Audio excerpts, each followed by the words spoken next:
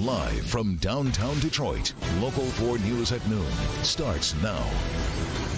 Getting to the east side will be more difficult for the next few days. What you need to know about major freeway closures expected to impact your entire weekend. Plus, a sad case of animal neglect. This dog was hurt, found tied to wires in a chain. How you can help a local rescue group stop this from happening to another pet. But first, it's the end of the line for one General Motors plant today and its workers. Dozens of workers are wondering what the future holds for them. Thanks so much for joining us this noon. Operations at GM's Warren transmission plant end today. It is part of the automaker's plan to idle several plants in an effort to cut costs and focus on the future of the auto industry. Nick Monticelli shows us what this closure means for the people who work there. Good afternoon. We are about an hour away from the last shift ending here at the GM Warren transmission plant. All the people that are left inside know this is their last shift here, but there are some that have been relocated to other plants taking trades. However, there are even more that are uncertain. The anxiety that I have, not knowing where I'm about to go and what's going on with my future, it's a hard thing to swallow. Today is the day workers like Danielle Murray have been fearing since November, when GM announced the Warren transmission plant would close. Lordstown Assembly and Detroit-Hamtramck are also now unallocated, meaning there is no product here for the future. In recent times, the plant built 6-speed transmissions for the Cadillac XTS and Chevy Impala, poor-selling large sedans. It also built electronic modules for the Chevy Volt built at the Detroit-Hamtramck plant, also now unallocated. GM tells us in the end it employed 262 UAW members here. As of last week, 25 chose retirement. About 60 others transferred to other plants in Flint, Toledo, Bowling Green, Lansing, and the Warren Tech Center, to name a few. That leaves about 177 in limbo. This is wrong. I need the American public to know that if this can happen to us, it can truly happen to them as well. She's referring to work moving to Mexico or China, but GM said in a statement, we have now placed more than 1,700 employees out of 2,800 from our unallocated plants to other GM locations. Now, GM says that they want to keep all of these highly skilled and highly valuable employees within the company, and they will still work with them to get them to other locations. But the employees that don't know what to do yet say it's a tough pill to swallow, especially considering they have to uproot their entire lives to move. In Warren, Nick Monticelli, Local 4. That certainly is tough for these families. GM says that the restructuring and these plant closures is going to save the company $2 billion this year.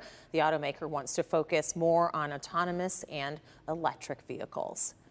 3 people are injured in an overnight shooting at a block party on Detroit's east side. You're looking at the nearby Coney Island, where a victim ran to ask for help. That shooting happened on Hamburg near 7 Mile. Police say that it is unknown. They say an unknown shooter fired multiple shots into a crowd, injuring 3 men. All 3 were taken to the hospital. One 17-year-old and a 24-year-old are listed as stable, while another 17-year-old was listed in serious condition. And on the city's west side, I should say, a 29-year-old man was found shot dead overnight. This was the scene on Turner and Midland. Police are looking for a suspect. The motive for the shooting is unknown. And an injured dog who was tied up using wires, a chain, and a belt is rescued and now looking for a new home. Take a look at the dog hanging out with the Detroit Fire Department. Firefighters actually freed the dog and called the Detroit Dog Rescue, and they came to pick the pet up. Detroit Dog Rescue says that they are seeing more and more of these neglect cases, and they are asking for your help taking care of the dogs like this one. If you are interested in adopting one of these dogs and helping out, you can head to our website at clickondetroit.com for more information. Meanwhile, you want to hear information from Brandon, because if we take a look outside, it is picture perfect. A few clouds, temperatures are comfortable. All we want to do is keep this all the way in through the weekend, Brandon. Happy Friday. Happy weekend, everybody. Yes, Rhonda, just a couple of clouds right around downtown. If you look at sky conditions elsewhere, tough to find a cloud out there. Any fans of this kind of weather? All right, one or two of you. Good. We have temps in the middle and upper 70s. Humidity is down. Temperatures are a little down, and those winds out of the northeast just bringing in that comfy Friday air. With Friday sun, temps heading into the 80s, low to middle 80s through your afternoon. But again, we're not battling a heat index, any heat stress on the body. You can get out there, do some yard work, take the dog for a walk, whatever you've got going on. Good to go for today, and we're in for another great night. What about the big weekend ahead? We can see some showers and storms on the periphery here. Do we tap into any help from Mother Nature for the lawn and garden? I've got you covered. Rhonda, that's coming up. All right, Brandon. Well, if we're going to keep that rain away, it means it's perfect weather for construction, and it is going to be quite the weekend of trying to avoid all of the orange barrels in Metro Detroit. There are 3 major freeway closures that you need to know about. They close tonight. I-94, 696, and M5 all impacted. Kim DeGiulio has what you need to know to avoid getting stuck in traffic. Happy Friday, everyone. We've got some construction to get around this weekend. It all starts this evening. So let's talk about I-94 first. The eastbound lanes will be closing between Michigan Avenue and I-75. This closure starts tonight at 9 p.m. and then that's going to go until tomorrow, 9 p.m. Then at 9 p.m. on Saturday, that closure will be on the eastbound side of I-94 between Michigan Avenue all the way to I-96. That closure will wrap up Monday morning at 5 a.m. If you want to get around that, you can use Michigan Avenue or I-96 to I-75. Also want to let you know about construction over on I-696. The eastbound lanes will close between I-75 and I-94. That starts tonight at 9 p.m. ending Monday morning at 5 a.m. 8 Mile is going to be your detour there. M5 also closing down on the westbound side between Middle Belt to I-696. That closes, you guessed it, tonight, 9 p.m., wrapping up Monday morning at 5 a.m. Your detour for that is 8 Mile as well. Have a great weekend, everyone. All right. Thank you, Kim.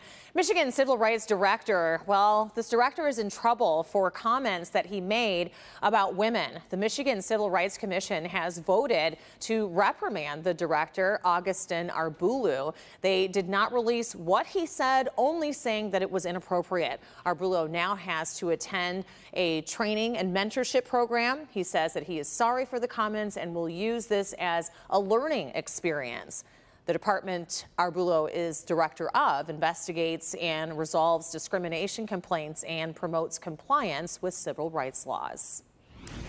And new here at noon, China is threatening the White House if President Trump continues to go forward with the scheduled tariff hike tax are set to take place on September 1st. A 10% tariff will be put on $300 billion worth of Chinese imports, and President Trump's hopes for a deal, but will continue to tax China until then. When my people came home, they said, we're talking. We have another meeting in early September. I said, that's fine. But in the meantime, until such time as there's a deal, we'll be taxing them. China's Commerce Ministry says that the tariff is a violation of the agreement both countries made in an effort to end the trade fight. China is threatening countermeasures if the tariffs go forward. And closer to home, we are getting a live look at the big board at the New York Stock Exchange. And right now, the market is down more than 200 points. This comes as a new jobs report shows that the U.S. added roughly 164,000 jobs in the month of July. The unemployment rate remains steady at 3.7%, marking the 17th straight month that it's been below 4%. And political change is on the way in Puerto Rico. The island's governor, Ricardo Rosselló, is stepping down today after hundreds of leaked government chats were published showing he and his inner circle sharing inappropriate messages. Puerto Rico erupted into celebration when he announced his resignation. It's unclear who will be the next governor when Rosselló steps down. Are Apple workers listening to what you ask Siri? What you'll need to do with a new software upgrade to end the conversation practice on your iPhone.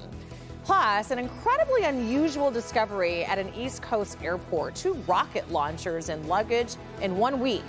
Why the travelers say they packed these weapons. But first, another tragedy for the Kennedy family. What we are learning about the unexpected death of Robert F. Kennedy's 22-year-old granddaughter.